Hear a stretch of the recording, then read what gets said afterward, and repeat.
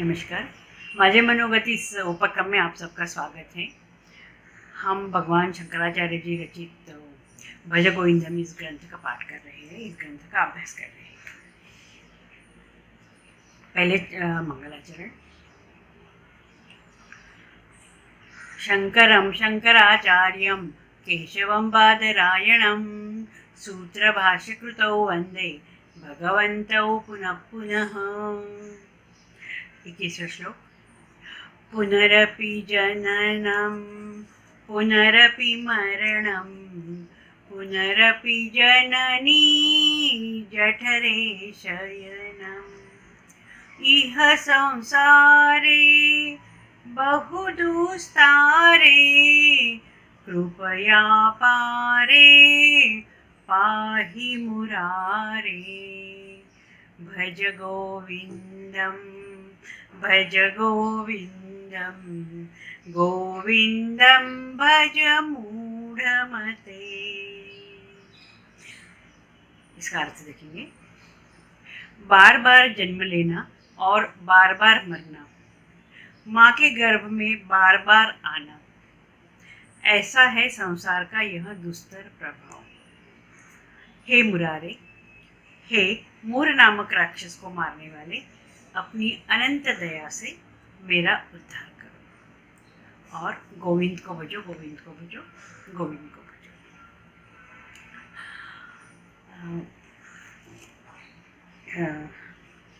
सदगुरु जग्गी वासुदेव, इन्होंने उनका जो एक मेडिटेशन प्रोग्राम है, मेडिटेशन का एक उन्होंने प्रोग्राम दिया है, छोटा प्रोग्राम। उसमें उन्होंने 3 श्लोक दिए हैं और तीनों श्लोक जो है वो भज गोविंदम से ही लिए हैं। तो भज गोविंदम में इतने महत्वपूर्ण मेडिटेशन के लिए जो बहुत उपयोगी ऐसे श्लोक हैं।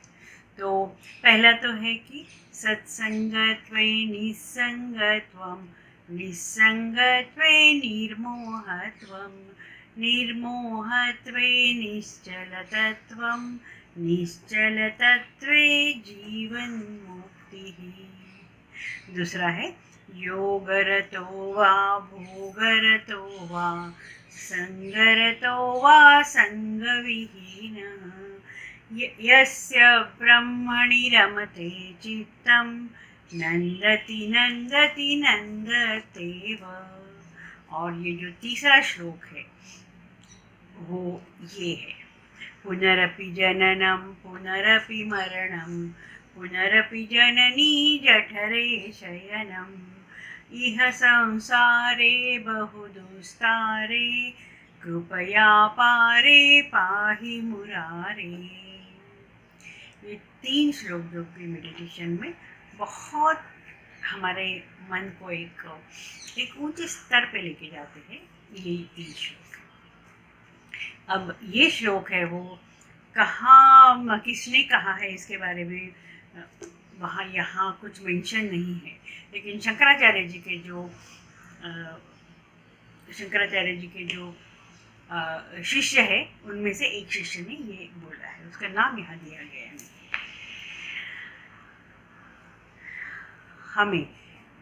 हमारे भारतीय अध्यात्म के, भारतीय वेदांत में पुनर्जन्म का वो सिद्धांत है, उसको मानते हैं।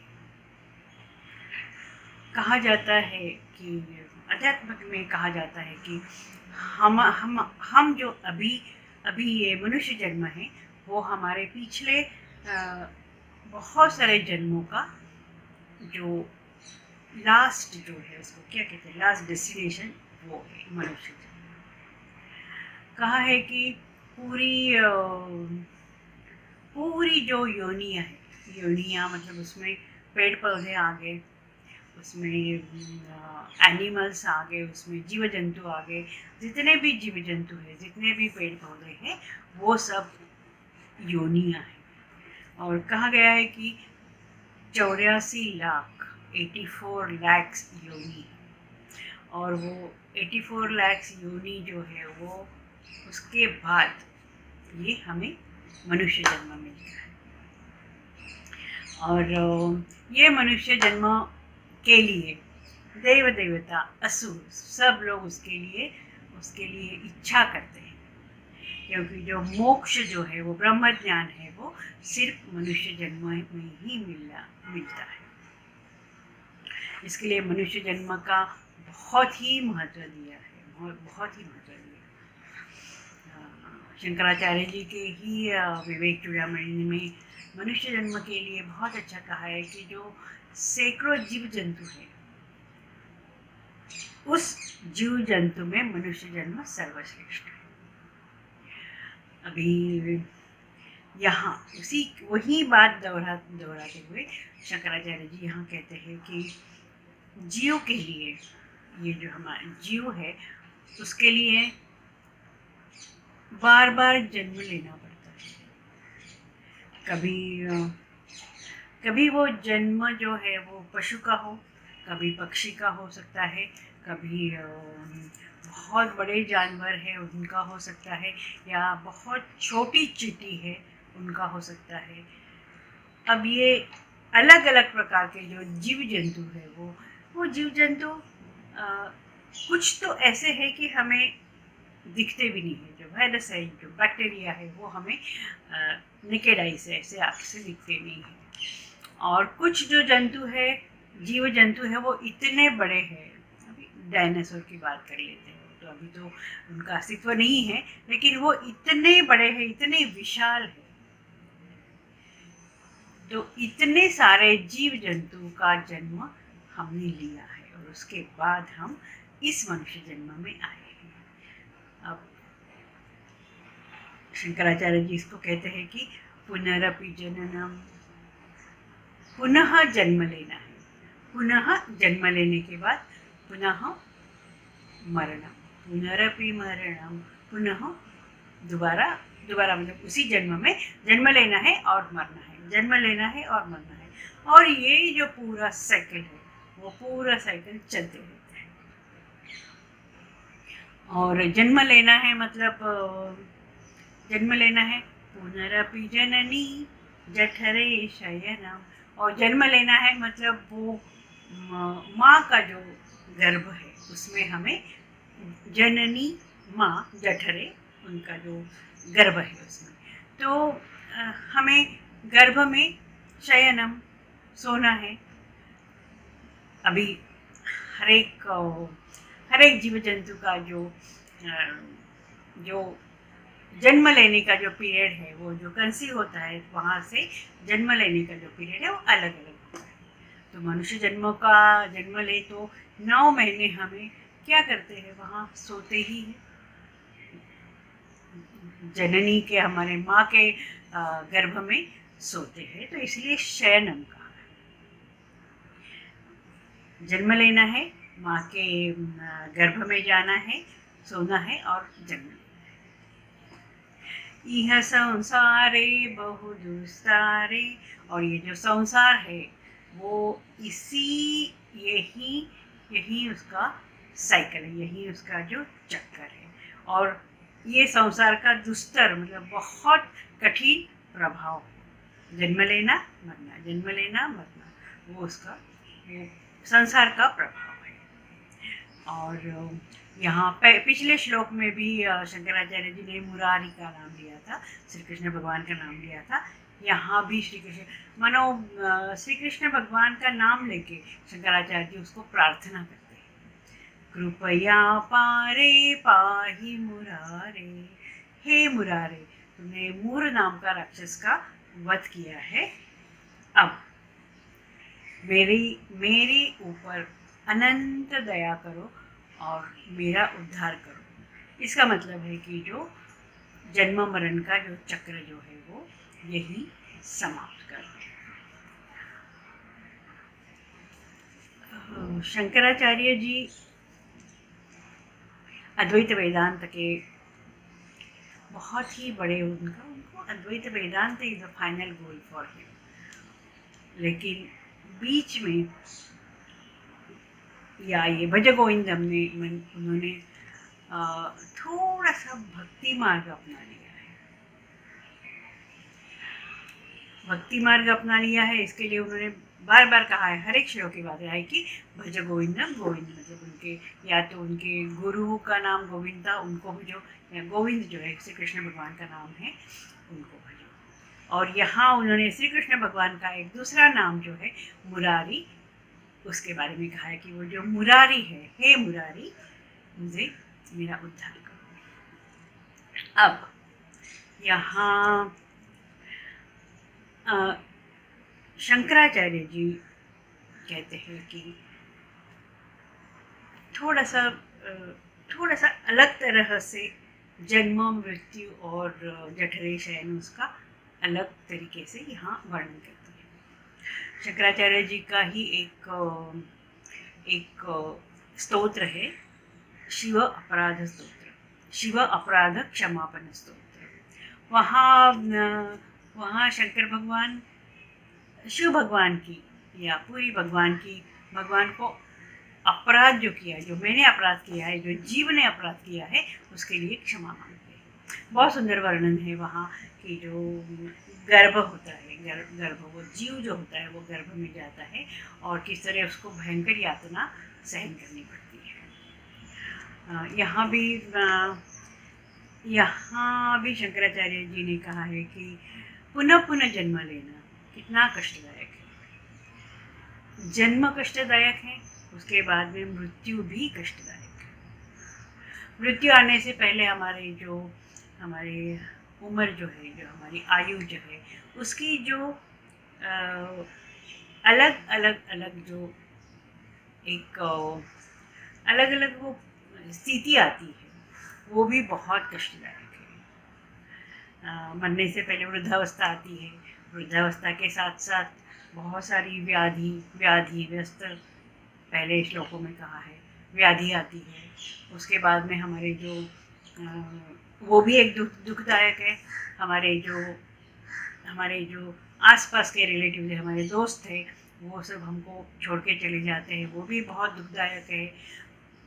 और उससे पहले पूरा जीवन ही कष्टदायक है। जन्म तो कष्टदायक है ही, लेकिन मृत्यु भी बहुत ही कष्टदायक है। अभी उसके बाद में पुनरपि जननी जठरे शयनम, यहाँ कहा है कि जननी जठरे शयनम, जननी के माता के गर्भ में रहना वो भी बहुत कष्टदायक है। वो शिव अपराध क्षमापन स्तोत्र में शंकराचार्य जी ने कहा है कि देखिए, इतनी सी छोटी सी जगह होती है, उस जगह में जब वो जीव जो है वो कंसीव होता है, वो जीव का रूप लेता है, तब वो छोटा होता है, तब उसके लिए वो जो जगह होती है, वो जो गर्भ होता है, वो गर्भाशय होता है, वो गर्भ होता है, वो तो इतना बड़ा तो होता नहीं है, लेकिन वो उसके लिए ठीक है।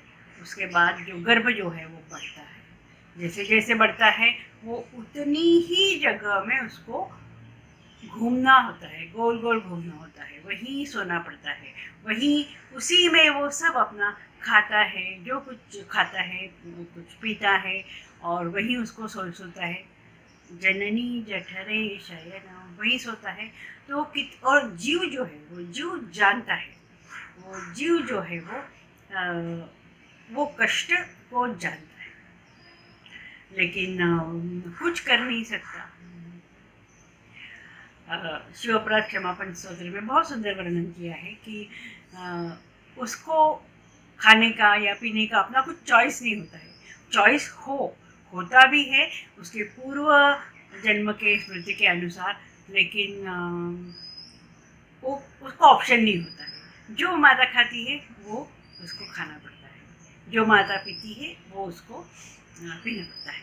इस तरह से ऊपर से बहुत सुंदर वर्णन किया है कि ऊपर से उसके ऊपर से पूरा, अभी मेडिकल टर्म्स में हम नहीं जाते हैं, आध्यात्मिक टर्म्स में जाते हैं कि उसको ऊपर से कुछ गरम गरम खाती है माँ तो वो खाता है, कभी कुछ ठंडा खाती है तो वो खाना पड़ता है, कभी खट्टा होता है, कभी मीठा होता है, कभी कड़वा होता है। ये सब माता खाती है तो वो जीव को भी खाना पड़ता है। बहुत थोड़ा सा क्या कहेंगे, थोड़ा सा विनोदी तरह का उन्होंने वर्णन किया है, पर इस तरह से वर्णन किया है कि इस तरह से कष्टदायक उसका जननी जठरे शयन होता है। लेकिन जो जीव, और वहाँ शिवापन स्तोत्र में शंकराचार्य जी ने कहा है कि वो जीव जो है वो बार बार अंदर ही अंदर वो क्षमा मांगता है कि उसको उस वक्त स्मृति होती है, तो वो क्षमा मांगता है कि मैंने पिछले जन्म की जो इतने सारे जन्मों हैं उसके जन्मों में उसने ये जीव वो अपने स्मृति के अनुसार अपने जो अपराध किए हैं, वो पूर्व जन्म में इतने अपराध किए हैं, उसकी क्षमा मांगता है। और उसी वक्त बार बार ये प्रार्थना करता है कि मुझे इस चक्कर से छुड़ाओ। अब लेकिन ये संसार का बहुत एक दुस्तर नियम है, दुस्तर प्रभाव है कि जैसे ही वो जीव जो है वो अपने गर्भावास छोड़ के इस जीव में प्रवेश करता है और पूरा अपनी सब स्मृति, अब वो जो गर्भावास की जो कष्टदायक जो स्थिति है उसकी अपने पूर्व जन्म की स्मृति जो है वो एक क्षण में नष्ट हो जाती है और फिर से वो वही इच्छाएं, वासनाएं वो पूरी करने के लिए जो कष्ट करना पड़ता है उसी के वो फिर सर्कल है, वो विशियस सर्कल है, उसमें पूरा दोबारा वही करता है, पुनरपि जन्मम पुनरपि मरणम करता है। तो शंकराचार्य जी कहते हैं कि ये जो जीव का जन्म होने के बाद वो संसार का जो इफ़ेक्ट है, संसार का जो प्रभाव है, वो उसके ऊपर होना शुरू होता है और वही सेम चीज़ जो होती है वो जन्म इस जन्म से उस जन्म तक, उस जन्म से उस जन्म तक, इस योनि से उस योनि तक उसका जो पूरा जो कष्टदायक जो प्रवास है वो शुरू रहता है, चलता रहता है। अभी यहाँ शंकराचार्य जी बहुत ही दीन होकर प्रार्थना करते हैं, बहुत ही दीन होकर श्री कृष्ण भगवान को, मुरारी को बोलते हैं कि हे मुरारी, अपनी अनंत दया मेरे ऊपर आप बरसाओ और मेरा उद्धार करो, मेरे ऊपर कृपा करो और मेरा उद्धार करो। अभी शंकराचार्य जी का जो उन्होंने अपना कमेंट्री में जो दिया है, बहुत सुंदर उसका वर्णन है। वो तो मतलब एक प्रार्थना जो होती है वो भगवान के ऊपर विश्वास रखे कि इस तरह से प्रार्थना की जाती है, वो यहाँ शंकराचार्य जी कहते हैं। शंकराचार्य जी कहते हैं कि मुझे इतना विश्वास कहाँ कि मैं तुम्हें प्राप्त करूँ। अपने ही विश्वास के ऊपर शंका करते हैं, क्योंकि मेरा विश्वास पूरा वासनाओं से भरा है। मैं तुम्हें अर्पण करने के लिए मेरे पास आंसुओं के सिवा कुछ नहीं। भोग की थकान, स्वार्थपूर्ण कार्यों की दुर्गंध, आवेशपूर्ण श्रम का पसीना, आसक्ति के पतले धागे को छोड़कर मेरी कोई भी उपलब्धि नहीं। बहुत सुंदर शब्द शंकराचार्य जी ने बहुत इफ़ेक्टिव, प्रभावी शब्द यहाँ यूज़ किए हैं। वास्तव में मैं तो उद्धार का पात्र ही नहीं हूँ, फिर भी हे भगवान, मैं थक चुका हूँ, मैं पराजित हो चुका हूँ, शक्तिहीन हो चुका हूँ, बिल्कुल मैं पूर्णतः असहाय हूँ। और अब जो मैं पश्चाताप कर रही हूँ, पश्चाताप भी मेरा हृदय से पश्चाताप हो रहा है। मैं तुम्हारी और तुम्हारी कृपा के सामने आत्मसमर्पण करता हूँ। मुझे आशा है कि आप मुझ पर दया करोगे, मेरा उद्धार करोगे, और जैसे आपने मुर राक्षस को मारा, वैसे ही मेरे हृदय में जो ये बहुत इतना सालों से पड़ा हुआ जो राक्षस है, वो जो मुझे बहुत सता रहा है, वो जो राक्षस है वो वासनाओं के रूप से, इच्छाओं के रूप से मेरे आसपास रहता है और मुझे बहुत ही कष्ट देता है। तो उसका नाश नहीं करोगे? इस प्रकार मन से, हृदय से, पश्चाताप के भाव से भगवान शंकर, आचार्य शंकर भगवान की प्रार्थना करते हैं और वो आशा करते हैं। बहुत यहाँ पे बहुत सुंदर उन्होंने वर्णन किया है कि एक बार यदि मुझे ये सांसारिक वासनाओं से छुटकारा मिल गया तो मुझे, हे मुरलीधर, तुम्हारी आवाज़ सुनाई देगी, तुम्हारे मुरली की जो धुन है वो मेरे कानों को प्रसन्न करेगी। मुझे आपका जो प्रभामंडल है, आपका जो तेज है, आपका जो रोशनी है, उस रोशनी मुझे दिखाई देगी। आप जिस वन में, आप